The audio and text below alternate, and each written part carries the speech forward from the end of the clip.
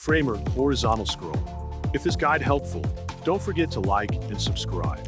Open your browser and type in 𝗕𝘂𝗀𝗀𝘀. On the home page, click Login at the top right of the screen.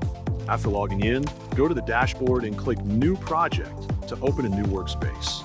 Inside the workspace, create a frame on your desktop layout. Change the layout setting to Stack, then select the desktop layer. In the position settings, choose Fit Content to make the frame fill the content.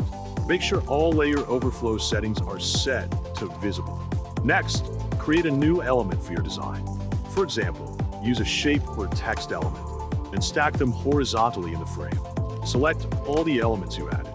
Then go to the right panel, find the Effect section, and choose Scroll Transform. In the settings, set the trigger to Section and View and the viewport to Center. Select your scroll section. Click the From button and set the opacity and scale to 1. Adjust the offset values. Repeat the same for the To section. Add a transition. When finished, click the Play button to preview your scroll animation.